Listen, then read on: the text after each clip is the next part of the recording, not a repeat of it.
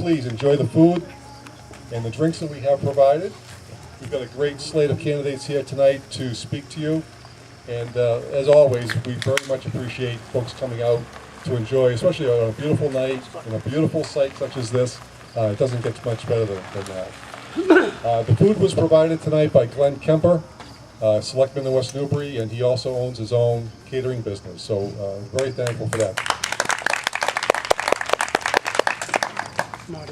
So tonight we've had a few changes. We've got a couple of folks that haven't shown up yet that we'll try to work in. But we do have an agenda. Each speaker will get about 7 minutes to speak to you. We're going to try to move it quick, and then hopefully at the end of our time we can have a few more minutes to socialize. So without any further ado, here is Rich Baker, candidate for Governor's Council.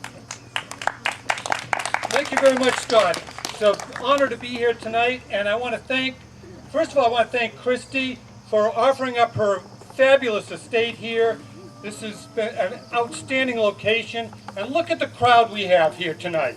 This is not the first time I've gone to an event where we've got a huge crowd. I was speaking in Lowell about 2 or 3 weeks ago at an event at a restaurant, and we had standing room only in the restaurant, 150 people there.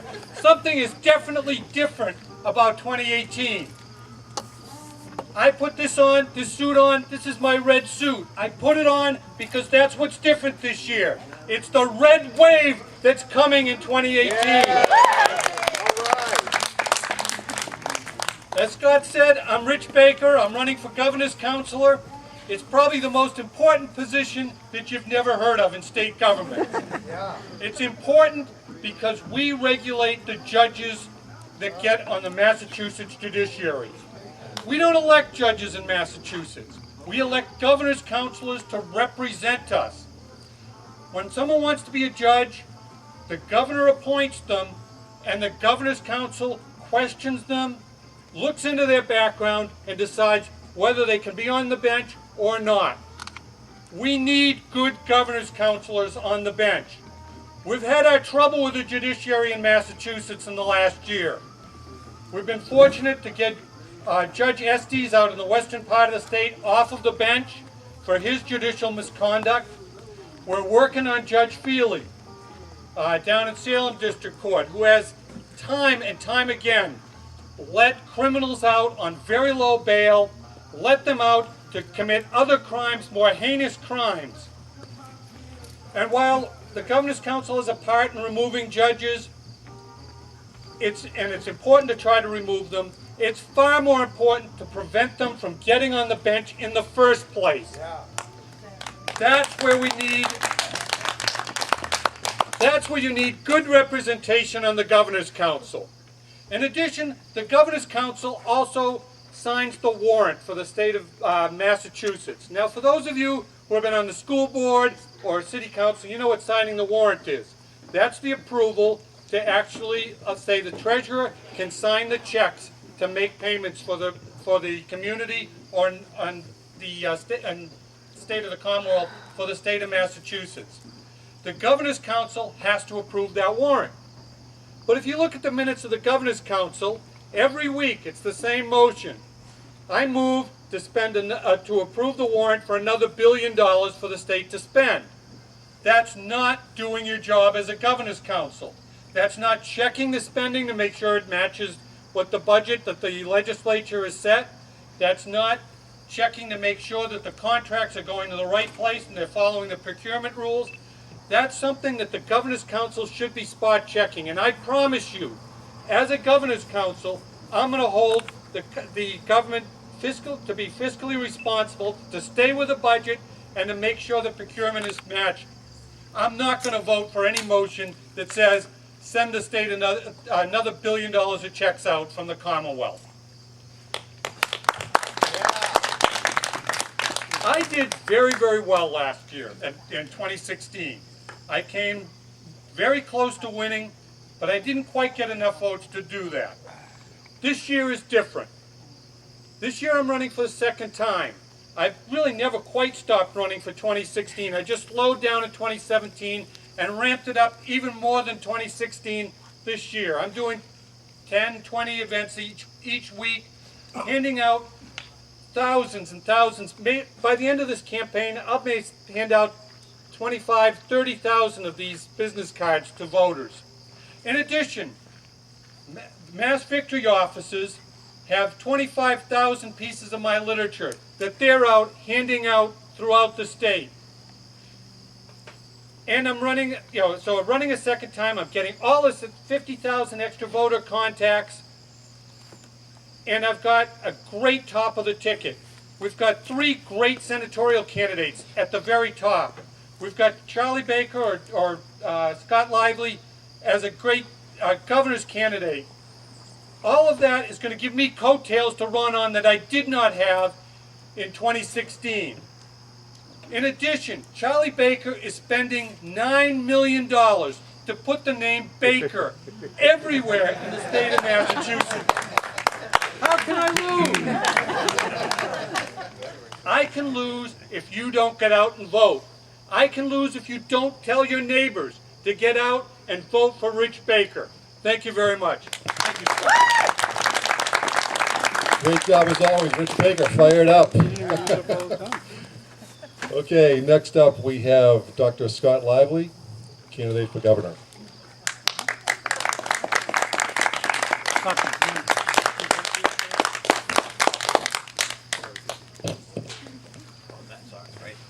Thank you very much. Thank you very much. What a beautiful place you have here. Just gorgeous. I'm Dr. Scott Lively. I'm a constitutional law attorney and a pastor. I'm running against Mr. Baker for governor. Not me. Not that Mr. Baker. And actually having the name Baker all across the state might not be such a good thing for you if they associate you with Charlie, because frankly he has alienated a lot of people. And but I'm here to talk about my positions and my focus. And that is, I'm a full-spectrum conservative. Pro-life, pro-Second Amendment, pro-Trump, across the entire spectrum. Any conservative issue, I'm probably more conservative than just about anybody running anywhere across the United States. And hallelujah. I'm both a pastor and a constitutional law attorney, so I can work both sides of the street, right? So anyway, as I was driving out here today, I've got a little apartment in Worcester. I was thinking, and why are we Republicans? This is probably a somewhat diverse group of people, but why are we Republicans and not Democrats? And I think the bottom line to that is we're Republicans because we actually stand on principle.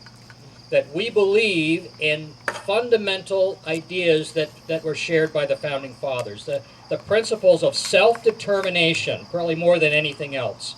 The idea, amen, right? That the idea that we, and I'm going to do this from a Judeo-Christian perspective, we're created in the image of God. That we have rights that are built into the universe for us. Those are the things what the Founding Fathers called unalienable rights. Unalienable rights are rights the government can't take from you because the government can't give to you. They belong to you inherently. And that's what republicanism has always stood for from the very beginning. Where does republicanism come from? Really, the Republican Party was founded in 1854, just a block from where I'm staying in a Worcester apartment right now. There's a stone monument there and a plaque. And actually, you can't find the date of the founding on Wikipedia. It only starts mentioning the Republican Party 4 years later. But we were one of the first states to actually form a state party after the National Party was formed in March, I believe. It was June or July, the Massachusetts Republican Party was founded. Why was it founded? It was founded to replace the Whig Party. Now, what's the significance of the Whig Party? The Whigs were the British party that had been all the way for decades, going back into the prior century, standing for constitutional monarchy as opposed to absolute monarchy, which the Tories backed, right? So even then, what we're talking about is the principle of self-determination, that we, the people, have the right to form a government to represent us, that's there to work for us, not that we're supposed to be subject to. But the British, under King George, right, we had absolute monarchy over us. King George could send his agents onto this property, and he could just walk around the property and pick the trees that he wanted for the masts on his ship, and you could do nothing about it because he was an absolute monarch. And in Beacon Hill today, we have a small elite cadre of officials who dictate to us how we ought to live. It's no different than it was before. We may represent them. I mean, we may elect some of them to office, but they are wielding a power over us that we did not give them. The Founding Fathers established limited constitutional government, local control. We dictate to the government. The government just doesn't dictate to us. That's what republicanism stands for. The Democrat Party, in contrast, has always represented statism and slavery of the people to an elite. The Democrats were the ones who were the party of slavery in the South.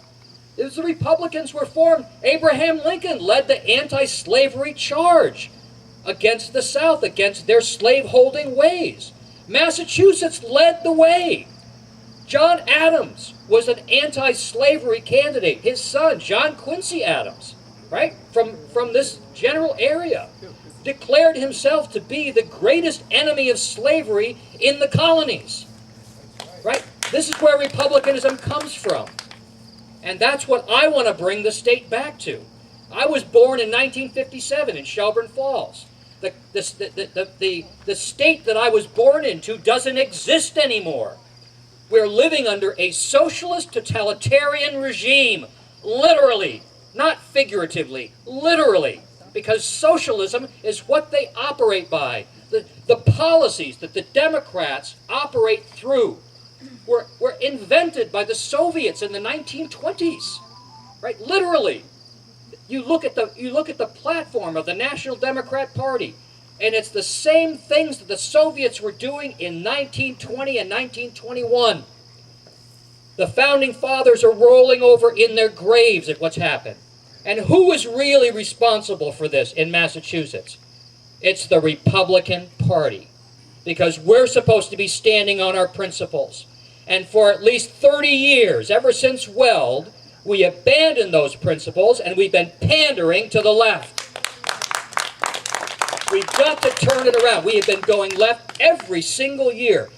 Right now, the average rhino Republican, right, Republican in name only, is more liberal than John Kennedy, right? And it doesn't stop here. There's no end to this. It's going to keep going that way until we stop it. And how do we stop it? We simply have to put our foot down. We have to vote our values. The people sitting around these chairs right here, this is a mix of people that represent some very strong conservatives, some lesser conservatives, and some people that probably call themselves moderates, which really is liberal in my book, right? But we are all inside the Republican tent. But here's the thing. You don't have to be a rhino to be following rhino reasoning, right? Rhino reasoning. This is a great, the wretchedness of rhino reasoning. That really alliterates very well. But that's what we're faced with. There aren't all that many real rhinos. What we really have are conservative-leaning people that have given in to false thinking, false arguments, like the idea that only a moderate can win in Massachusetts on the Republican side. That is absolutely not true. It's never been true. And the rhinos, they only stay in power because they suppress the conservatives in the primaries, right? They cheated Christy Meehouse out of a place on the ballot in 2010. They cheated Mark Fisher out of a place on the ballot in 2014. He had to sue to get put back on, but by the time he got back on, he had no organization left because nobody knew whether he was going to win the case. The party ended up spending almost $500,000 because they cheated, and they still didn't learn their lesson. They tried to cheat me out of a place on the ballot at this Republican convention. Backroom shenanigans where they came to me and told me that they were going to have to switch to paper balloting because right after the Polito race, of course, because they were having problems with the Wi-Fi in the building. And of course, if they had switched, if I had let them get away with that and gone along with it, they would have done the same thing to me that they did to Mijos and Fisher. These guys are cheaters. They're Democrats in Republican clothing, and they don't belong in the seats of power in our party or in the legislature or in the governor's seat. We need, as conservatives, to take our party back, and the only way that happens, you have to vote your values. And we will win when that happens. Ronald Reagan took Massachusetts in 80 and 1984 as a full-spectrum pro-life conservative. He didn't shrink from any aspect of conservatism. He showed us how we could win. And just to show you that it's not just something that happened a couple of decades ago, Scott Brown did the same thing. Scott Brown won against gay marriage in Massachusetts. And he only lost his re-election because he turned traitor on us and flipped on those issues and went to the left. And we kicked him out. And that was the right thing to do. So when a conservative is on the ballot and the people know about that conservative, the people vote for him or her. And you just need to remember that. Right now, the Whisper campaign, Charlie Baker and the Mass GOP are cheating me out of a fair shot at the governorship. I think I'm going to beat him anyway because the grassroots is really infuriated at him. The red flag bill, the funding of Planned Parenthood, the anti-Trump activity, taking out the state committee people in 2018 or 2016, not letting them use, the Trump campaign use the mass victory offices, item after item after item. The grand sellout bill, we got nothing out of that, right? Also that Charlie could take the sales tax reduction initiative off the ballot to reduce conservative voting in the primary, right? These are the things that are going on. I'm sorry. I always get the hook because I never stop. Okay, just one more minute. Just one more minute. I'm sorry, there's a lot of candidates here and I don't want to be selfish with the time. Look, I'm passionate about this. I'm not running for governor because I want money or power. If I wanted those things, I would have stayed running my law practice in Southern California. I'd be a multimillionaire by now. I left that to become a missionary. My wife and I did a 50-city speaking tour around the former Soviet Union, then came back to Massachusetts and started an inner-city mission in Springfield to work with the poorest of the poor. And we did it for 7 years. We bought the worst house in the worst neighborhood on purpose and remodeled it with our own hands. I believe in leading by example. And the example that I want to set for Massachusetts, I'll slash my salary day one by 20%, and I will challenge every single legislature to do the same. I will form a conservative. I'm sorry, I get carried away. You're over 30 seconds. All right. Please vote for Scott Lively on September 4th. Thank you very much. God bless. I'm sneaking in, and I just want to tell you that the first time I was ever a delegate, I went to the convention that Scott Lively just spoke of, and I sat there with my jaw dropped, watching the most palpable corruption I had ever seen by our GOP. And I thought when that convention was over, that Charlie Baker would denounce what went on there. It was so perverse. But he didn't. And I thought all the people who ran that convention would lose their jobs. No, they just paid hundreds of thousands of dollars of money that people contribute to the GOP to settle their lawsuit for their corruption. And they're all still in power, and the next convention went on just as it did the time before. So I just wanted to back that up. Okay, and here's Scott.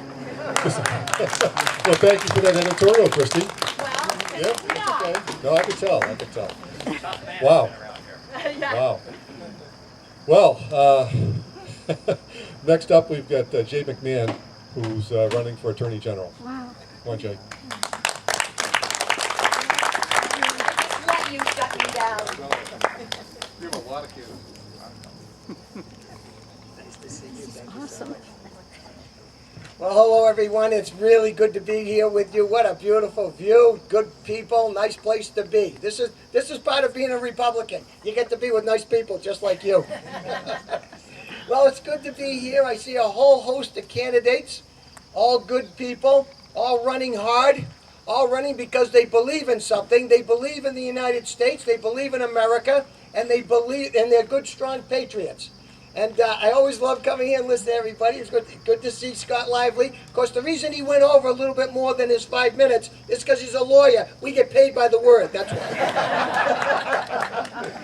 But it's good to be here. Well, you know, guys, I've seen a lot of you at the convention.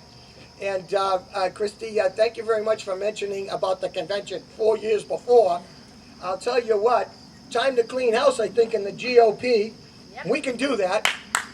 Real serious. Seriously. If you're going to start cleaning corruption, you got to start at home. Right. All right? Now, this is the problem I have with Maura Healey. And I'm sure you all have it too. We got a crisis going on in the state police. They're calling it Troopergate. And she's nowhere to be found. We got to rely on Andrew Lelling. He's the U.S. attorney. We got to rely on them to clean our house. That's deplorable, to quote a term from Hillary. Can you imagine that? Why is it that the Attorney General's office goes in paralysis? What we should have done, what she should have done, was stood up and said, listen, the state police in Massachusetts are the elite of the elite. And there's a stain of contempt on them, and we're going to clean that stain of contempt. We know who those bad apples are. I'll tell you how we know. They're the ones all filing for early retirement. They're telling us who they are, as if that's going to save something. No, I would have done that. And if the thing is still lingering when I get in there, I will start holding grand jury proceedings, and we will go after them. Because I'll tell you what, the only way that you protect the reputation of the other 99% honorable men and women of the Massachusetts State Police is by removing that stain of contempt, and I'm the guy that can do it. Yeah. All right. Now, I got to tell you, most of you know my platform because you've been around. I can see most of the faces I see here. But let me just say this. When I talk about those things I'm going to do, I know I can do them. And I'll tell you why. I've been a lawyer for 30 years, general practice of law. In all the cases, I've had thousands of cases in the Massachusetts court system. Some were big, some were small. I know what we can do and what we can't do. I'm completely familiar with all the cases that the Attorney General does and where they operate. Well, right now, she seems like she only operates in one, the federal district court, because she's suing Trump. I'm going to end that nonsense. I'm seriously going to end it. It is nonsense. I'll end it. All right. The opiate crisis. Since Maura Healey has been with the Attorney General's office, we have deaths by opiate overdose, opiate addiction in Massachusetts. The rate has quadrupled. The deaths each year have quadrupled. They show no signs of abating. It's as if nobody's doing anything about it. Now, I know there's good intent from legislators, and they're giving more money to the problem. Here's the real problem. The government programs are failures, and everybody knows it. The private pay programs have an 87% success rate. Now, this is Massachusetts, ladies and gentlemen. We're the medical capital of the world.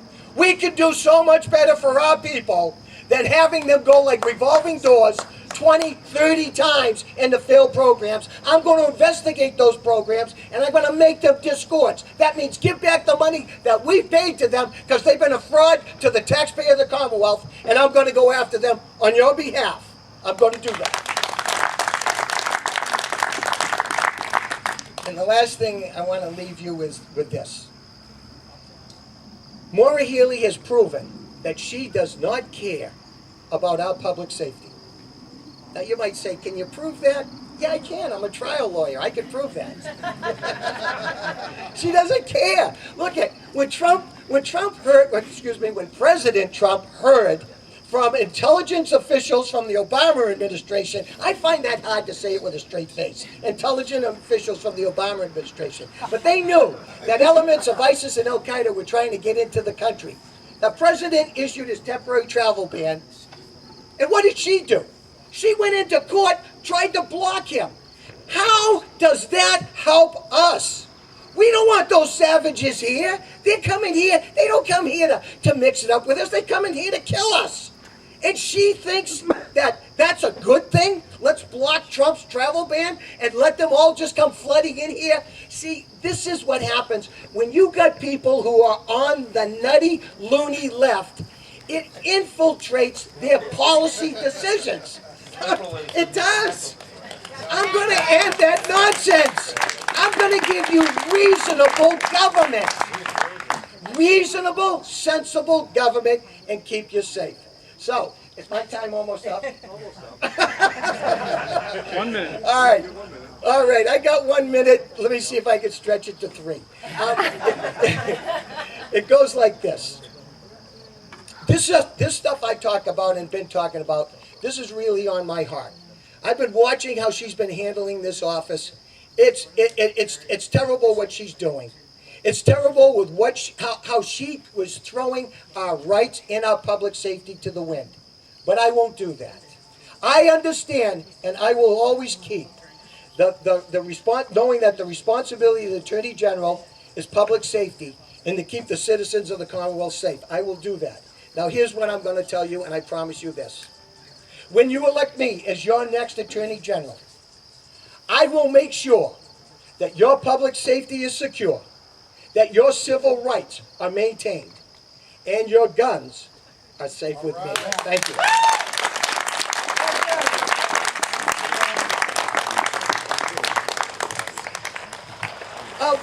I've just been recruited to do some auctioning here. Which one? One of these wines? We're going to auction off a bottle of wine here. Okay? And I got the label right on here. This is Trump Cabernet. All right? All right? And there's a note on here that says we're going to start the auction off at $300. But that's okay if you get it. Okay, now I'm looking around this neighborhood, and I think these people can pony up. All right, so let's see, 300, going 300, going once, twice, nobody putting it up, 300. How about, am I hearing 275, going 275, anybody 275, how about 250? 250, come on, don't make me bid against myself. Going 250, 225, 200. You're supposed to start lower and let people go. Well, I am. I'm telling you. I'm talking. You guys, come on. This is the tax rate I'm talking about. They're going down. We're Republicans. We go down on tax rates. How about anything? How about 200? How about 175? 150? 125? Come on. It's Trump wine. 100? $100? $100. Got $100. Who said $100? Right there. You know something? I was looking at you all along. I said, he's got money. in fact, I see you're reaching into her purse right now. Her purse. All right, so we got 100. 100. Come on, somebody else. 100. I hear 125. Can you explain to people that the money for this will go to the West Newbury Republican Town Committee, which will then go to the candidates running in this election cycle? This money So is get going off to that line, this people. money is going to the West Newbury Republican Town Committee, which is one of the best in the state. When you host an event like this, you're one of the best in the state. There you go. And I'm telling you right now, you have the right candidates here. So I imagine some of that money is going to some of these fine gentlemen, and that's good, and ladies, and that's good. So we got $100 here. Now that alone should start doubling up the price here. So 100. I'm looking for 125. Who's got 125, please? 125. Some hand go up. I just saw one. Somebody. Oh, you would. Oh, you're drinking, sorry. Because I was looking for them. Where's the mosquitoes out here? Get them out here. People start raising their hand. We'll start doing it. And do I hear 125? Do I hear 125? We got 100. Do I hear 125? 100. Going once. Going twice. Sold to the handsome man there with the sunglasses on. You're my hero. Be mine. Great job, Jay. Wow, $100. Nice job. Thank you very much. Next up, we've got Mr. Joe Schneider, U.S. Congress.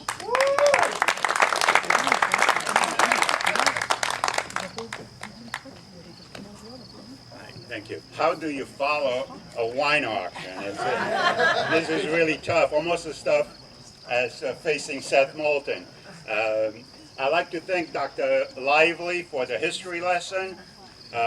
We are the party of liberty, which puts liberty and freedom as a principal value for our political and economic life, and it's the source of our liberty and our prosperity in this country. I came here in 1962. By 1964, I was out on the streets campaigning for Barry Goldwater. Shortly thereafter, I won an appointment to West Point, and my principal goal when I was at West Point was to destroy the Soviet Union that had oppressed me, and I had lived for the first 12 years of my life under communism. Jeff Jacoby did a profile of me this weekend, and he mentioned the fact that my nickname at West Point was Nukem Joe. And the Boston Globe, because they're so fair, decided to put as the headline of a very, very favorable piece, Nukem Joe wants to go to Congress. So, to scare everybody. But since Barry Goldwater was my hero and my inspiration for the rest of my political life, and his vision being recognized by Ronald Reagan, I feel a little bit vindicated. And the fact that the Soviet Union is no more. And as the article points out, I have some role to do in that demise. But I'm here to tell you, first and foremost, thank you.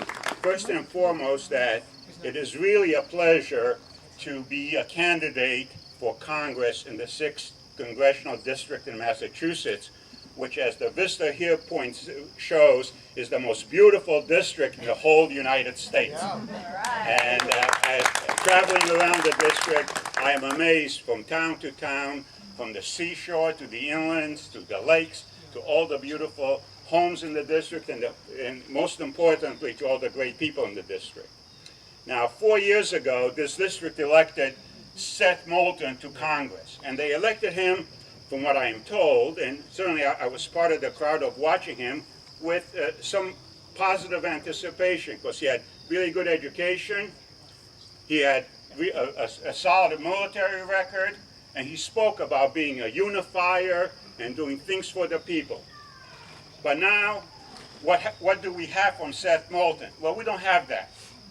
So when I decided to run and challenge Seth Moulton and serve the people of this district and serve this country, because he's not doing his job, I said, well, what do we have to do? Well, first we have to neutralize his strengths. He went to Harvard, studied physics. I went to West Point, studied military strategy. He was in the Marines. I was a Green Beret. I'm not going to argue which one is better, but I'll call it equal. Although my Green Beret friends would take issue with that, but I'll take the heat. He went to Harvard Business School and Kennedy School. So did I. I also went to USC, but I don't want to pile it on. So let's call that equal. I built a number of businesses, sold one to a division of GM, and as Beth Winston likes to say, I signed both the front end and the back end of a paycheck. And he has not. He has only signed one side of a paycheck. So I think on background and the things that got him elected, we are at best equal, but certainly he doesn't have an advantage. I would say the second thing I like to talk about is the issue that really drove me to run for Congress is the hyper-partisanship that we see in America today. And the kind of political discourse that I see is the same political discourse, the same argument, the same misrepresentations, the same lies that go as news and truth that I saw in Romania under the guise of communism. And Dr. Lively is absolutely correct. The Soviets, they didn't do anything well. The only thing they did well is control people through propaganda and to fear. And that's the direction we are going in this country, and that is unacceptable because it will destroy our democracy if we don't arrest it and we don't change it. So my goal to go to Congress, to serve the people, and to look for ways that we can bridge the divide, that we can find solutions, that we can bring back civility to our political life. On all issues, we are conservatives, they are liberals, but on almost every issue that we talk about, we agree on 80 to 90% of what we want for ourselves and what we want for our children. Yet the political discourse in this country is about the things that divide us. As soon as there's a shooting in a school, right? No one wants their kids to be shot at. Everyone wants security for their kids. It's all insane. But what do? Take their guns away. No. Keep our Second Amendment rights. We've had this argument 30 times. We've had zero solutions. And we don't address the problem. We don't find the solution. And we do the same thing on immigration. We do the same thing on healthcare. We do the same thing on education. On almost every single issue, we argue about the things that divide us instead of looking for the solutions. We need solutions, and that is going to make our society go forward and end this divide in our country, or at least bridge it so we can maintain and perpetuate the freedoms and the prosperity that we have. Yeah, thank you. The third issue, I like to say that Seth has served no one in his life. In my whole life, I've created jobs. You know, I'm raising money now. It's amazing. I've raised over $100,000 for people that worked for me over the years. And I have Democrats. People say I'm a Democrat, and they give me money because you really helped me out. So my whole life has been about serving people, and I want to serve the people of this district. I want to serve the people of our country. I'll leave it at that. Thank you very much. Thank you. Thank you very much, Joe. And following up Joe, we've got Carlos Hernandez, also for U.S. Congress.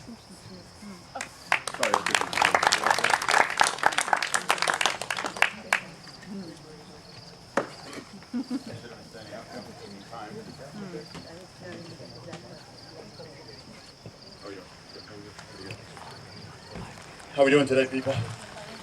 What a beautiful place. This house is unbelievable. I mean, this location, I mean, oh my God. Guys, you already know me. I'm a guy that actually has been involved with the Tea Party and so forth, try to get everything moving where we can actually better our state. I'm not a politician. I don't want to be a politician. I'm going to be myself. I'm running for office because I'm tired of every time we send someone up there, they do the opposite of what we want them to do. Scott Brown is one. He basically did the opposite of what we want him to do. Right now, I am running as a write-in. The reason I'm running as a write-in is because I couldn't go out in the cold weather. My service-connected injury actually kept me from it. And then, when they had good weather, the last 5 days, I ended up losing 3 more days because I spent time in the emergency room with my cat. Believe me, hey, you know, you gotta deal with your kids when they actually, you know, they're telling you, what are you gonna do? Is that the way you're gonna? So basically, she passed away in 3 days. So we basically, then I get back to it, and I came 100 signatures short. I am going to win. I will defeat the Cambridge Democrat fake Republican carpetbagger that's running as a Republican. I will defeat Seth Moulton. Seth Moulton's been attacking me all along throughout this whole thing. Because in regards to Seth Moulton, I've been attacking him for quite some time already. Seth Moulton, I am going to tear him apart once I get there. I believe in the Second Amendment. I believe in the Constitution. I'm a concealed carry member. I actually plan to fight all the way through. I will make sure that I fight for you. I'm not going there to get rich. I'm not going to do anything for myself. I'm doing this because I've got kids. And I want my kids to have everything that I've had. I am an immigrant. I came here when I was in 1969, when I was 9 years old. my family all became citizens in 1977. I did not, because I was 17, and you know what 17 kids do? They don't show up in places they're supposed to. I did join the military. I'm a Navy veteran, and I got discharged on service-connected injury. Beyond that, I am going to fight for you. Right now, one of the first things I'm doing at this moment is actually, I've already let out a press release that I plan, the minute I get into office, I'm planning on suing Massachusetts for basically that law, H 4838, I think it is, that basically is registering everybody automatically. That means your vote's being erased. This is how we're losing everything, people. We have people being thrown on the voter roll that basically have no right to be there. And nobody does anything. I will fight for anything and everything that's right. All the legal matters that basically have to be fought for.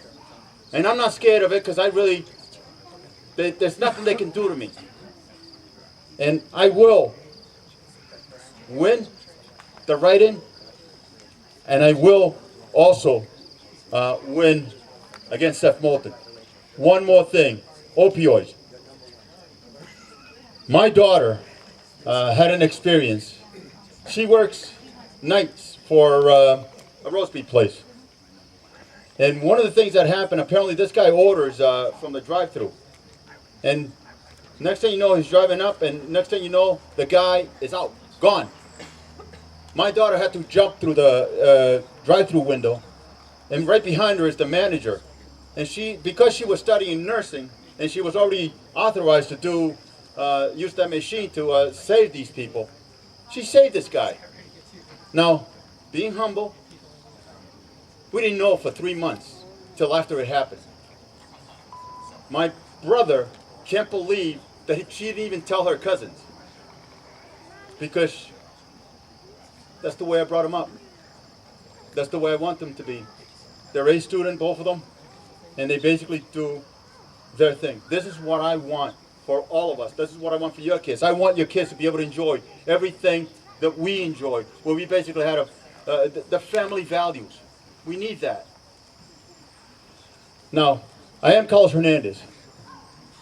I will be surprising a lot of you people as a write-in. I will be winning, and I will be your next congressman for this district. Thank you. Hernandez for Congress.us. Thank you. Thank you very much, Carlos.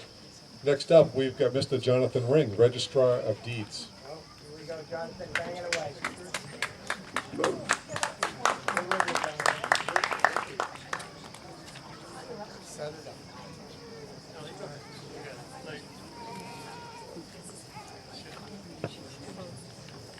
All right, well, thank you so much. I really appreciate this.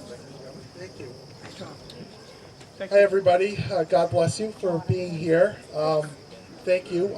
Just have a question for you. Are you guys ready to win on November 6th? Yeah. Well, you know, that's kind of a trick question for you, actually. You should be ready to win on November 6th, but there is another date that you need to know. October 22nd. Does anybody know why that's important? Rich Baker knows. Patriot. October 22nd. You know why that's important. All right, I'll tell you. It's early voting. Early voting starts on October 22nd. Unfortunately, he knows. No, it's not meant as anything. You know, he is running an awesome campaign. He is one of the best campaigners that we have. We have an entire strong slate of candidates that are running for the Republican Party, both in the primary and in the general election. Because no matter who we have that wins the primary, we're going to have a strong slate of candidates for the Republican Party. And you can see them all. I was given this great newspaper here. And so the reason you need to know October 22nd is because we need to get out the vote earlier than we ever have before. It's no longer just getting them out to vote by November 6th. We have a large percentage of people in the last election that I was told, you know, that went out there and voted. So we need to get to our target audience faster. And that means organizing even more. We need to do that. Anyway, let me introduce myself. My name is Jonathan Ring. I'm running for Register of Deeds for Essex County South. I decided to throw my hat in the ring with this ring hat. So, there we go. This is a great hat. Hopefully it will become as popular as the Trump hat, but we'll find out. I want one, Jonathan. All right. So, donate as much as you can after your help the West Newbury Republican Committee, and I will gladly try to make more. Many of you know one of the constant themes that we have here is making sure that we hold our government accountable, that we produce a government that is accountable to the taxpayers, and that we get rid of corruption in government. Well, the Register of Deeds is no different than that. Unfortunately, it is one of those obscure offices that you never hear about. They are the office that records your land transactions. The incumbent Register of Deeds, John O'Brien, is the person that I'm running against. And he has used his office for political patronage, mostly using it to prop up his political campaigns. Illegally, he went into the HR of his office, Human Resources, to get the names and addresses of all of his employees to add to his campaign donor list. He was reprimanded for it, but all he got was a slap on the wrist. Well, things like this in Massachusetts, corruption like this, cannot continue. We need to elect people to run our government ethically and morally, and we need to make sure that we elect people that are not going to use it for their own political patronage purposes. So that is what I hope to do. I hope to get rid of the conflicts of interest, support term limits, and make sure that these conflicts never occur in office again, at least within the registry office. And I will support the candidates, the Republican candidates going forward on our slate that also promise to do the same thing. We have a lot of candidates here that I hope that you get behind. We're all going to do this together as a team. Well, anyway, if you have any questions, let me know after the event. I think I'll hand this over to the next speaker. Thank you again for listening. I hope that you have a great day. Thank you. Oh, and I want to thank the West Newbury Republican Committee and these fine folks here, Scott and Christine, who have done a tremendous amount of work on this. I mean, they're just such a blessing that we couldn't have done this without them. Thank you guys so much. I really appreciate it. Everybody get to the you, Jonathan. primary to pay me back for this. Okay, next up we've got a local guy, State Rep, Mr. Lenny Mira.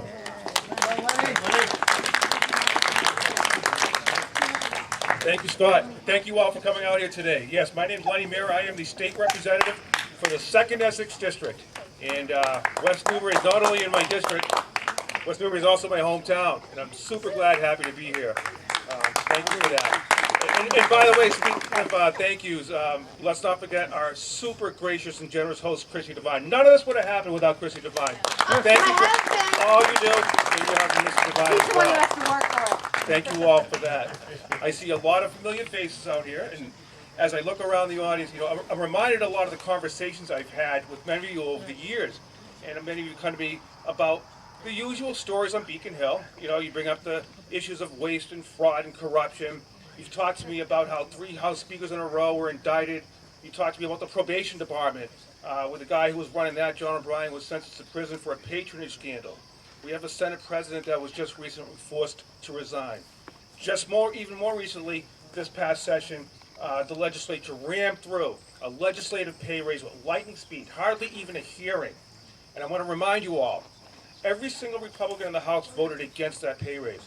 Every Republican in the Senate voted against that pay raise. The governor vetoed that pay raise. And yet the House overrode his veto with lightning speed. We were barely a speed bump. And the reason these things happen, ladies and gentlemen, the biggest reason is because Massachusetts is probably the most one-party state in America today. We have 160 state reps, okay? 34 Republicans. We have 40 state senators, only 7 Republicans. Democrats have every single statewide seat other than governor. They have the auditor, the treasurer, the attorney general, the secretary of state. And on top of that, every single member of Congress that we send to Washington is from the same party, the Democrats. And it's been the minority party for a number of years now. That's not good for America. One-party rule is never a good thing. And so, ladies and gentlemen, that's what we're here for today. There's a lot we can do. First and foremost, like my predecessor said, please make sure, more than anything, show up to vote in November. Make sure your whole family votes. Make sure your neighbors vote, because that is the most important thing in the world right now. The other side is very motivated. They are super motivated, I can tell you. Every one of us has an opponent this year. They are very well organized, they are very well funded, and they will show up to the polls in November. We need to be there to answer them. Now, between now and then, there's a lot we can also do. There's yard signs, there's bumper stickers, and of course, most importantly, if you can make a donation to our town committee or to a candidate directly, very greatly appreciated. All of that helps. But ladies and gentlemen, I don't want to be long. I know there's other candidates that want to speak. Just want to remind you, please show up in November. Please help us with any way that you can. If you can make phone calls, if you could hold a sign on election day, if you can put a bumper sticker in your car or a sign in front of your house, all of those things will help us. We're looking forward to it. We're going to be counting on you to help us. And thank you for coming out here today. Thank you.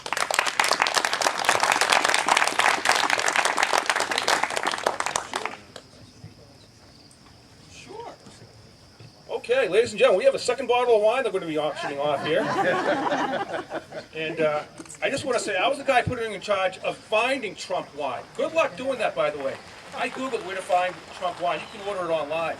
But there's very few retailers that will have this in stock. The guy went to Total Wine, had like 3 bottles left. I bought 2 of them.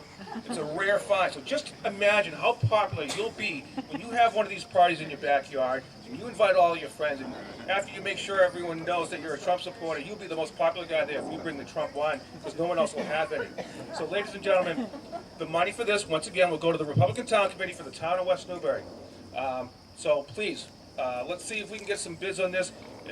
Do I hear a bid, an opening bid for, say, $20? Would anyone bid $20 for a bottle of Trump wine? Probably close to the retail price. Do I hear 25? Behind you. Over here. 20 over here. Do I hear 25? 25 in the white shirt. Do I hear 30? $30 anyone? In the blue shirt, 30. All right. Do I hear 35? White shirt again, 35. 50 in the white shirt. Thank you so much. $50 for the white shirt. Do I hear $60? $60 anyone? 60 over here in the blue blazer. Thank you very much, sir. And 2 more. 60. Last bottle, by the way, last one. Do we hear 70?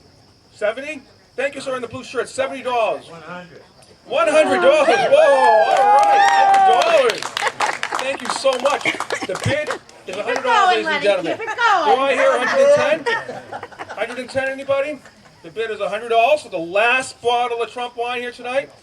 110 in the corner here with the blue shirt. Thank you, sir. Wow, all right, we're breaking records. Thank you so much. The bid is 110. Ladies and gentlemen, we never dreamed we would get over $100 for this wine. This is great. 125, lady in the blue shirt and the white pants. Wow, thank you so much. Somebody outbid her because she really likes white and it's red. So somebody outbid her. Cabernet Sauvignon, Cabernet. Come on. Beautiful bottle of wine. The current bid is Thank you. 125. The lovely lady in the blue shirt and the white pants. They got a bid down there. Thank you. Do I hear a bid? Yeah, right here. 150? 150. All right, $150. 150, 150. Looking around. Last one of the evening, ladies and gentlemen. Last one of the evening. Can I get a bid of 175? Is anyone here 175? Do I hear a bid? No? Okay. The bid is 150. Can I get 175? 150 is going once. Sure. 150 is going twice.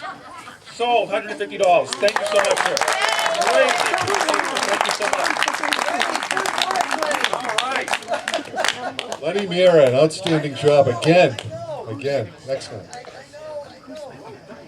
Too much fun here in West Newbury, I'll tell you. All right, next up we've got Beth Lindstrom's candidate, Beth Lindstrom's surrogate, which is Laura Sapienza Grabsky.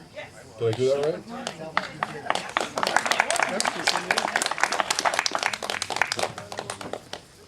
Thank you, sir, so much. That's very generous. That's greatly appreciated.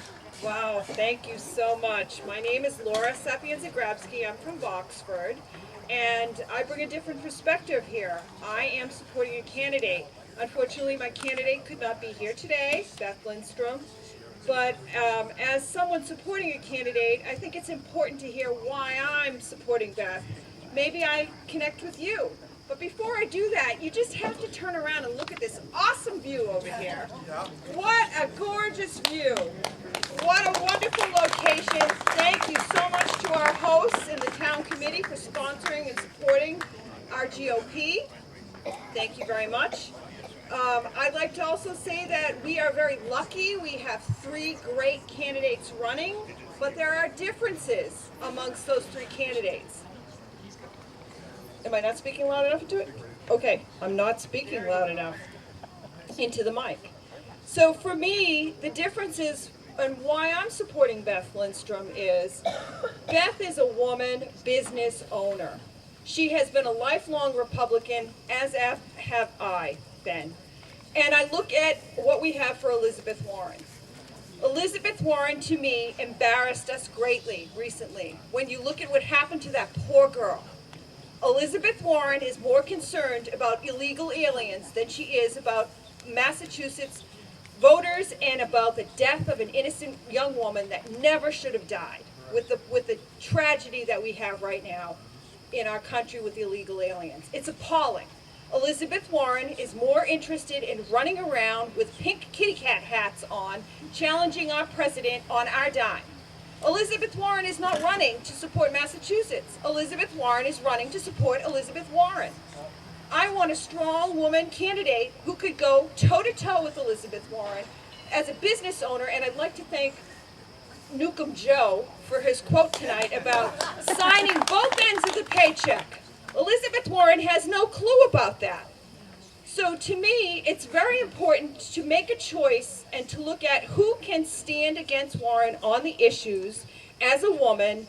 To me, looking at, I want to see them go right for her jugular. But then I'm Sicilian, and that's what we like to do anyways. I want to see Beth Lindstrom have her day dealing with Warren and not worrying about the delicacies that are going to happen when you put a Joff Deal or Kingston there. And furthermore, I would like to see all 3 candidates have an opportunity to debate and have a mock Warren with a pink kitty cat hat or something like that, and let's have a little fun with it. You know? Think about it. But I would seriously, we have 3 great candidates, and whoever ends up winning, we have to get behind them, but we really need to look at how the other side is going to handle this candidacy. And when you look at Elizabeth Warren, the drama is going to come right out. And I really want to focus on the issues, and I think Beth Lindstrom can do that. And I hope you're with me on the vote for Beth. Thank you.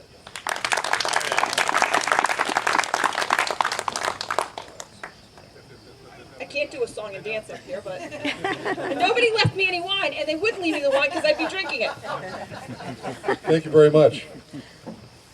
Our last 2 speakers, Jeff Deal and Victor Papp, representing John Kingston, unfortunately are not here right now. So I'd like to invite all of the candidates back up onto the stage here and open it up for a couple of questions from the audience.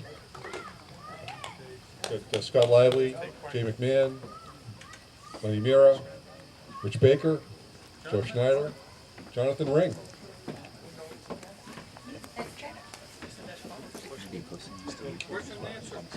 So any questions from the audience to any one of the candidates? Here's your chance. This is Come on over there. Yeah. Laura, This is Seth, to all the candidates, actually. What about mental health? Because if we could take care of mental health, the Liberals wouldn't be in office. That's the question and the answer all in. I think that's enough. You answered your own question. Can I respond to that? That is a, and I assume there's actually a serious question regarding mental health. My father was a manic depressive psychotic. His severe mental health issues that started when I was about 9 or 10 are the reason I became an alcoholic at 12. I started smoking pot at 14. I was in bonded for 16 years, and I'm very, very sensitive to the issue of mental health. As an inner city pastor, one of the key constituencies we take care of off the streets are the mentally ill. And actually what the left did is they shut down all the institutions that used to take care of people. We need to bring those back. It was the ACLU thinking they were doing something good about helping people, have self, determination. But half the people that are standing on the street corners there, at the stop signs with the signs begging money, they're there because they can't live a normal life. Some of them are just, opportunists. But at least half of them are mentally ill people that don't have any other way to function. So we definitely have to do a lot better than we're doing, and one of the things is to reestablish the institutions where people who can't function normally in society have a place to go, where they can be taken care of, at least at the basic level, where they're not sleeping in the bushes, right, and dying in the middle of the winter because they're trying to sleep on a park bench or something. This is something that happens all across Massachusetts. We got to do better. Yeah, you're here. Sounds like you've been thinking a lot about this. Yes, for a long time. Sounds like you've got a plan. I got a plan. I'm up here. I think everything he said was great. I would endorse that, and I would help him with it. But here's what I'm up here doing. I'm protesting right now. I have a Sam Adams here. All right. You guys know, I got to say, as you know, the mayor of Somerville, Joe Curtatone, you guys know who he is? He's a loser. Okay, all right. Well, he all of a sudden has an issue with Sam Adams. You guys know what the issue is? Yes. Okay, so Jim Cook, the founder of Sam Adams, went and I guess, spoke with Donald Trump, okay, the president. He spoke with him, and all of a sudden, Curtatone, one of the mayors of the most corrupt city in Massachusetts, has an issue with Sam Adams. So I'm trying to make a point of this, saying, Joe, here's the Donald Trump. Now, I'm not a big drinker, but I will do so with Sam Adams, just as long as Joe can see it. Thank you, guys.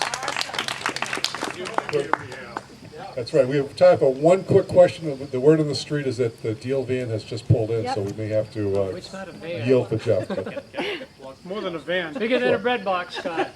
Christy promised me that I could do an ad for the Boston Broadside. This is not the streamlined edition, right? This is the regular paper.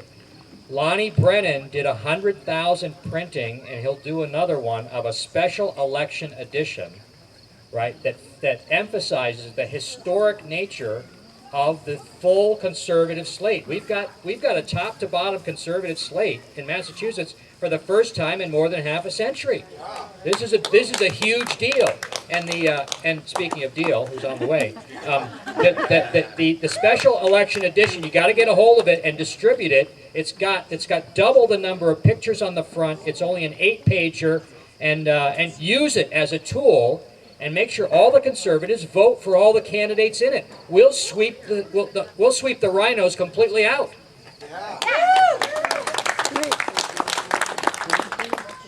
Yes, Lindy. I have a question for Dr. Lively also. One of the things that made me turn my head to Charlie Baker was when he promised that the transgender bathroom bill would come before him, he would veto it, and then he lied, and he didn't veto it. How do you feel about that, Dr. Lively? Yeah, I'm opposed to the legitimization, the normalization of transgenderism. People have the right to have their own opinion, and they have the right to advocate for the views that they want. But government must never indulge fantasy in public policy. Right? That goes for the bathroom bill. That goes for putting the checkbox on the licenses. That goes for declaring that there's multiple genders. Look, we're created male and female, two sexes. It's a self-evident truth, and anything other than that is just fantasy, and government must not indulge it. Okay, guys, we've got Jeff Deal before the mosquitoes come out. Good one. Just a 30-second follow-up on that question. The bathroom bill will be on the ballot this November 6th. So if you're in favor of the transgender law, you would vote yes on that to affirm the law. If you are against that, you would vote no on it to discontinue that law. So look for it on November 6th. What question? Anyway, Question number what? Question number 3. Question 3. All right. I'm going to get out of the way now. We have Jeff Deal here, and I'm going to hand it to you. Okay, here we go with Jeff Deal to wrap up the night. Thanks for having me here. This is great. So we just pulled up in the RV. You guys have seen it already, a lot of you folks, yes? Yes! Awesome. We've been traveling around the state. It's been really incredible for the last, it's 15 months now we've been doing this campaign. And it feels like it was just yesterday that we started doing this, but it's been incredible, a movement that's, I think, going to get Elizabeth Warren out of office. I really feel confident about that. A very exciting week this last week. I was able to get the Herald endorsement, Boston Herald endorsement, which is exciting. Obviously, I really appreciate, too, the support we got at the convention when we won. Being the endorsed candidate's great. We've had a lot of great people come up to help us out. Herman Cain was just up last week supporting the race. We've had Sean Spicer. We've had Governor LePage down. So people outside of Massachusetts are paying attention. They know that Elizabeth Warren is a problem and that we in Massachusetts are doing something about it. We are going to win this race. And it's important more than ever because as of yesterday, you all heard the comments that she made. You heard those comments that she made. Horrible. The real problem is families separated at the border. People who are not here legally. That's the real problem, not people being killed in the United States. And you know what's really sad? Is that yesterday, if you look at Maureen Maloney, her Facebook timeline, yesterday was the 7th anniversary of the loss of her son, Matthew Denise, who was killed by someone who was here illegally, had a criminal record, they should have been deported. He was driving drunk, hit Matthew Denise. Onlookers screamed at him to stop his car, but he ended up continuing to drive several miles down the road, dragged Matthew to his death. That's someone who's been separated from his family for the rest of his life. Absolutely. How about Kate Steinle? How about Kate Steinle in San Francisco? And how about Molly Tibbetts? Yep. That's unbelievable that Elizabeth Warren just moved right past her family and onto her talking points about keeping an open border. That's what's at stake with this election. Not just Elizabeth Warren's new plan for taxation to make sure that we take anywhere from 50% to, I don't know, 90%. Who knows what she wants to take from us. But we also know what she wants to spend it on. She wants single-payer health care, which is going to put a bureaucrat between you and your doctor, and the price tag is $32.6 trillion to fund her idea of government-run health care. $34 trillion is currently what we spend nationally each year, our federal government. So she wants to double the size of government. No surprise. But now we know also she wants to nationalize businesses around the country. She wants government to decide 40% of the corporate boards for businesses in America. Yeah. Elizabeth Warren stands, in my opinion, for the opposite of what we've grown our country to be over time. And by the way, when she first ran for office, this shouldn't really be a surprise because in 2012, she was speaking about the fact that we didn't build that. If you own a business, you did not build that, right? It was government that gave the roads that the businesses were able to build on. Well, I'd like to enlighten her to a little bit of Massachusetts history. Because I live in the town of Whitman, the home of the Toll House Cookie, named after a toll house where a private family would maintain a section of road and you would pay to use that section of road. But also think about this. It was the textile mills in Lowell, it was the machine shops in Holyoke, it was the shoe manufacturing companies in Brockton, it was the fishing ports of Gloucester, New Bedford. Those industries built the first private hospitals, the first private schools. Before Horace Mann ever came up with public schools, it was private industry that took care of the people of Massachusetts and grew this country. So this race is also about getting a U.S. senator that's going to work for Massachusetts and someone who is not going to be running for the presidency, trying to push a socialist agenda, which is exactly what Elizabeth Warren is all about. We're finally waking up to it, and America is waking up to it too. So I am really excited about this campaign. I'm hoping that you'll support me in just about a week and a half at the primary polls. My track record, having been elected to office 4 times in a district where I beat an incumbent who was the vice chair of education, who had voted to adopt Common Core with 0 hearings. I ran against him, beat him, and then in 2014, we together were able to beat Beacon Hill on their plan to have our gas tax go up automatically every year without a vote. We won that issue together. And in 2016, I think there's a lot of folks here that supported President Trump when he won the United States presidency. We need someone to go down there and have a seat at the table from Massachusetts to deliver for Massachusetts. Warren will never do that. I promise you, you'll get 6 years of hard work, just like I've done 8 years on Beacon Hill. So thank you guys for coming out tonight. I really appreciate your support.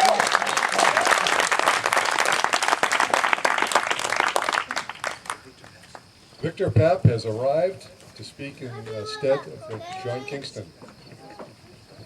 All right, always a tough act to follow there. Give it up one more time for another one of the U.S. Senate candidates running for office. So my name's Victor Papp. I'm here on behalf of John Kingston, who's got just a crazy schedule. He's had 2 fundraisers for himself tonight, so he had to be in 2 places at once to start. I just came from another event. It's been a really exciting campaign. So I won't take too much of your time, but I just want to communicate why I think John Kingston is the viable candidate and the best possible chance we have to defeat Elizabeth Warren. For 20 years, he's been a stalwart in Republican politics, helping conservative causes throughout the country. He's built up an incredible network that has made him known in a lot of areas where we can't normally compete, we as Republicans. He's made tons of inroads in urban areas, developed networks in specifically Boston, Springfield, Worcester, in the Black and Latino communities and the Asian communities through his incredible outreach and philanthropic efforts. So those will translate to real votes come November when he faces Elizabeth Warren. And one of the things that she has been particularly careful about is trying to stress both her faith-based credentials, if you can believe that, as well as her deep ties to the African-American community. And she knows that the reason that she's got to continue to play to her base, and specifically in those 2 areas, is because John Kingston has made such incredible inroads. He's proposing term limits for politicians. He's also focused on decreasing our national debt. These are issues that, as Republicans, we used to always talk about, but we hardly ever hear about anymore. So he's going to be someone who will not only fight to end sanctuary cities, he'll fight for term limits, but he'll also fight to decrease the debt. But lastly, he is the one who is going to have the resources on hand to defeat Elizabeth Warren. And what they will do is they will pump her up for her 2020 presidential bid. The DSSC and all those folks, the national parties will come in. He will be able to compete. Because he's going to have the resources, the manpower, and the message. So I ask that you'd consider him on September 4th, and thank you very much, and appreciate the opportunity to speak here on behalf of John Kingston. What a terrific slate of candidates we had tonight, right? How about a big hand again? Well, that concludes the speaker portion of tonight. We're going to go into just more socializing. Stay as long as you'd like. Christy doesn't mind I say that, right? No. I was just going to say you're now mandated to start partying. So again, feel free to stick around for a little bit, and again, thank you very much for coming, and good night.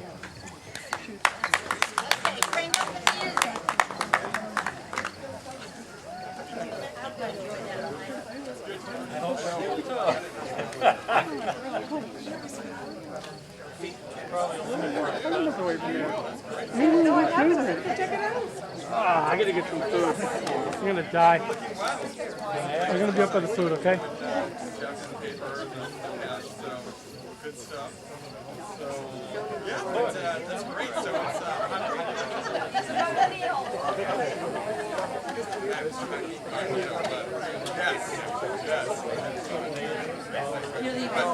Thank you for coming.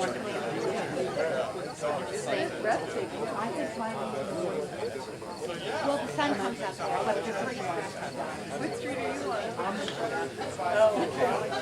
Oh, look at all the party animals leaving. I would never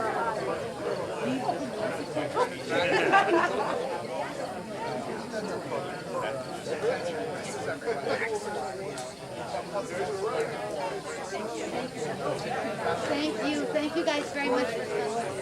Thank you. You guys gotta start drinking. Yeah. I have a 6:30 a.m. conference call. Oh yeah, we talked for a while. We talked for a while.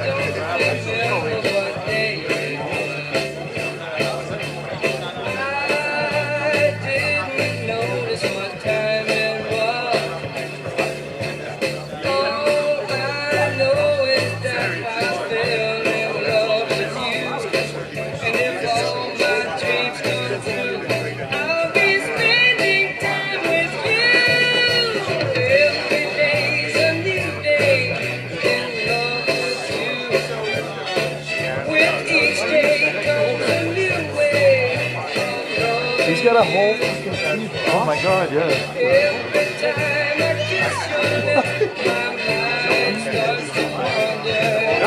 No, what part of Ohio? Okay. And it was during last, not the, it was oh my god, it was the, how not Steve. Don't worry, I'm good. So first Obama. First of all, so how long ago was that? How many years ago? Before you, was it right before you moved here? No, 6 years. It was second Obama election. Okay. For the first time in my life, I felt like I went to rally. Yeah. Like, not like these Trump ones. Big 35,000 people. Yeah. It was crazy. It was crazy. I'd never seen anything else. And the first time I felt my vote really counted. Yeah. So frustrating. Like, It's embarrassing. I haven't even, me and my girlfriend moved to Medford 3 years ago. I haven't even coming to this, it's like, hey, I got your vote, right? You absolutely do. If I was voting, yes, you do. yeah, I sit here and listen and I go, God, if only, you know. Hey, that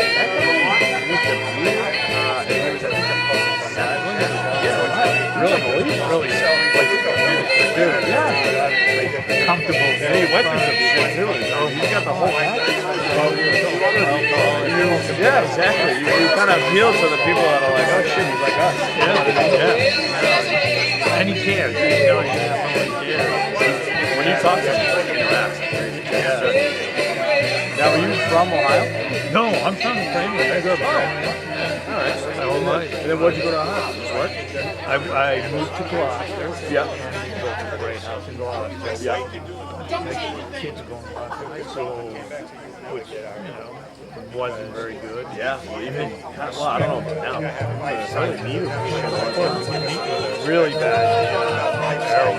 First methadone clinic in the United States was in and they had a year or two before my kids at that birth.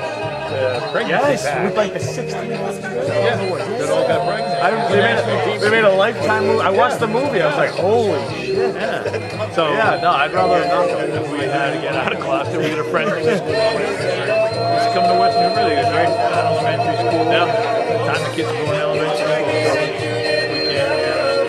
Elementary school was great. When was the Ohio test? Was that just for the hell of it? Or at work?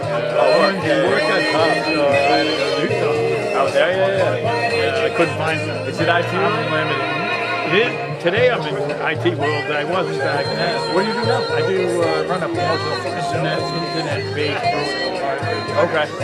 So I do IT sales, recruiting.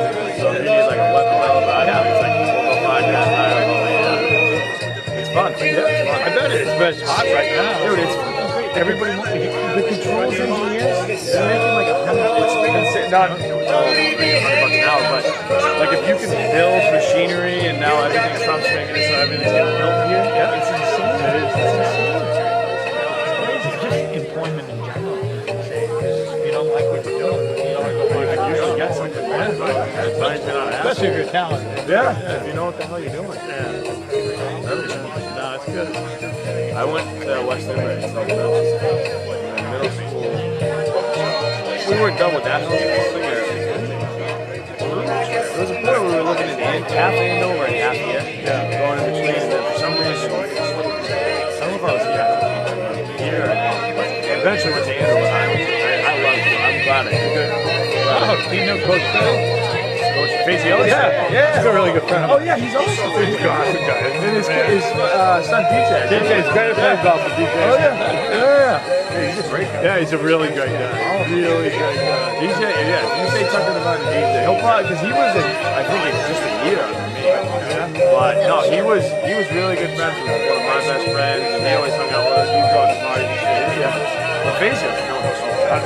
I don't coach that way. He's a guy. He would almost beat one sometimes. Yeah. Dude, holy shit. Yes. I mean, we competed again. We didn't.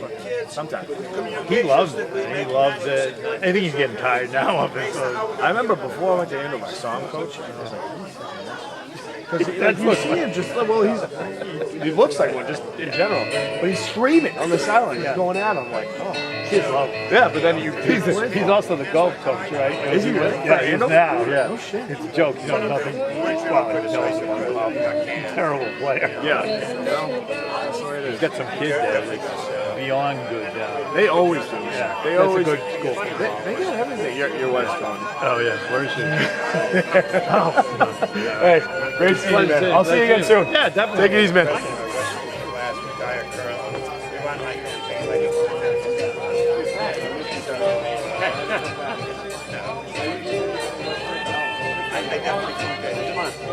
But the president's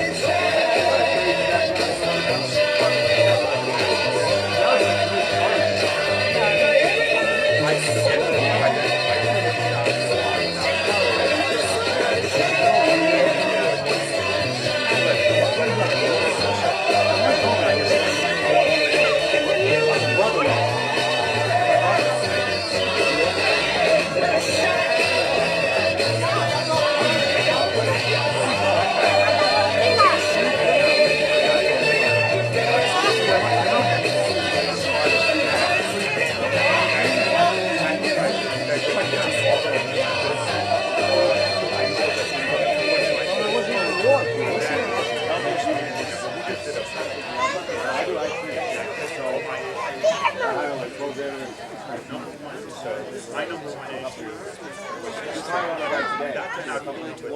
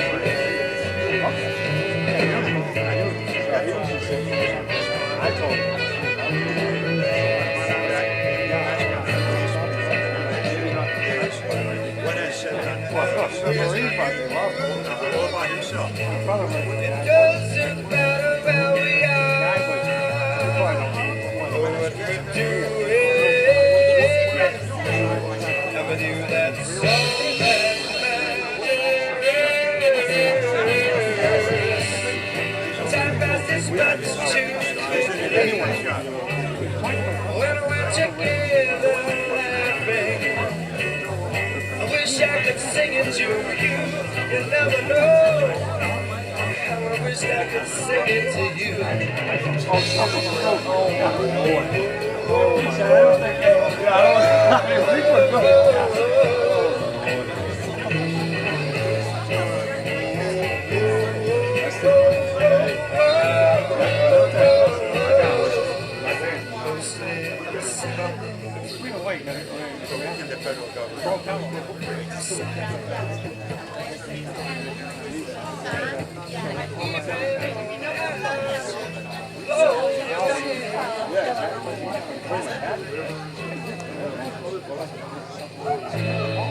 When I kiss you, I'm feeling 1,000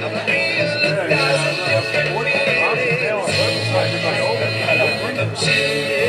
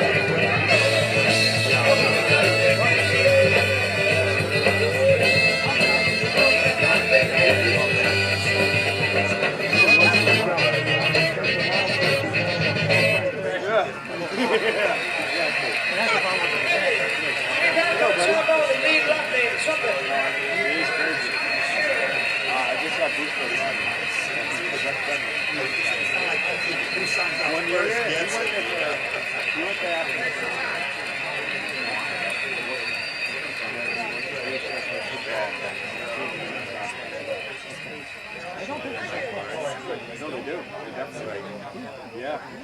And Los Angeles,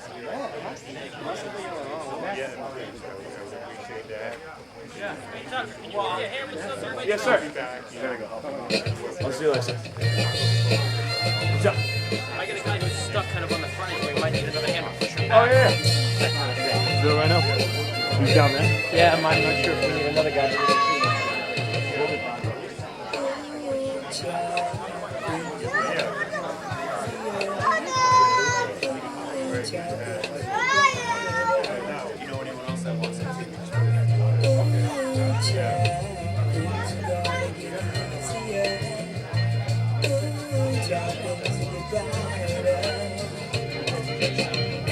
Someday, yeah, we'll put it together and we'll get it undone. Someday, when you hit it much lighter. Someday, yeah, we'll walk in the rays of a beautiful sun. Someday, when the world is much brighter. Ooh, child, things are gonna be easier. Ooh, child, things will be brighter. Ooh, child, things are gonna be easier. Ooh, child, things will be brighter. Someday, yeah, we'll get it undone. Someday, someday, yeah, walk in the rays of a beautiful sun. Someday,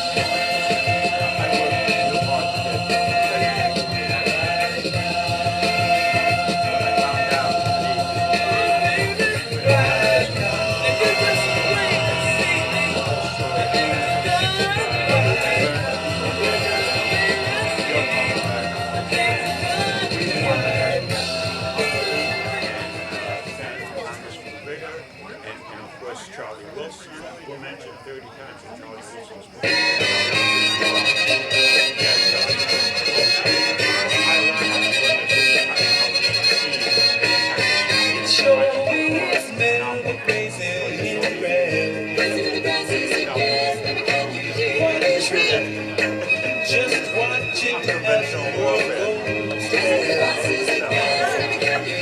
There are so many good things to see in the grave. Flowers that close that I can ever think outside in the rain.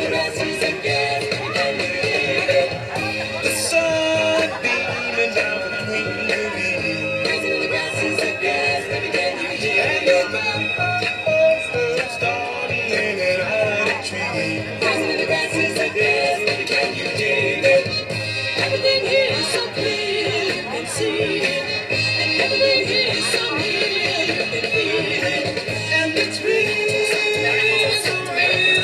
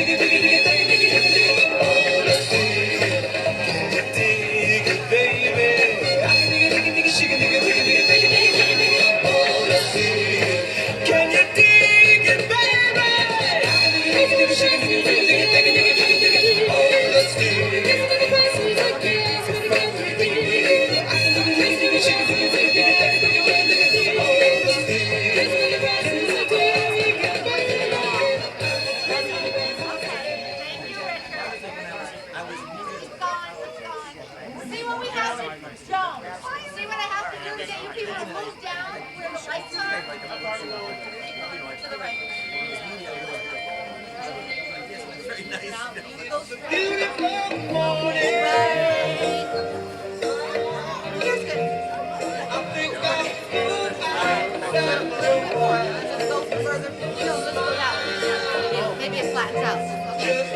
Let's just try it. There's a nice flat spot down there next to the car. Alright, very good. Okay, no, it's tilted. Let's try a little bit more back. Honestly, I feel like the booth has been out here. That's the people out there. Yeah, that's good. Alright. Nobody's going to be here either. Now should we do the booze? Sure. Cut off. So I was just getting started. No, I was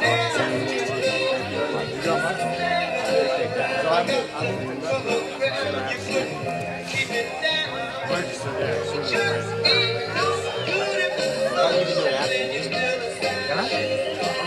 Go to your town hall, or any town hall, or the post office, get an application or an absentee ballot. They'll mail it to you, fill it in, mail it back. You don't have to go back on the day.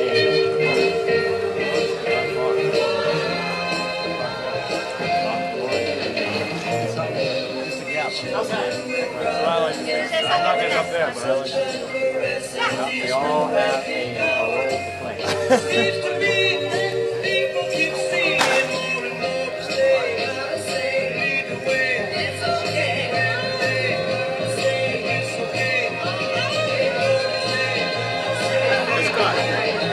Giving out the one you talked about, you know, because I have a few hundred. And she gave out the regular one. I'm giving out the, yeah, actually, that one says, that one endorsed. Excuse me, buddy. Buddy, you can't drink beer. That one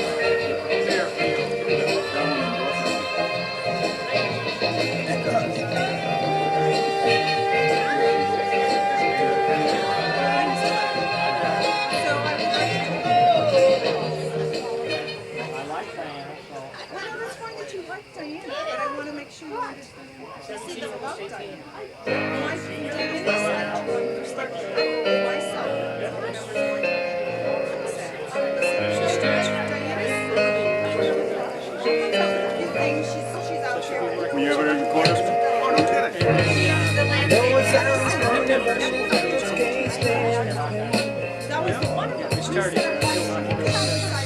Girl, I'm leaving you. I'm trying to.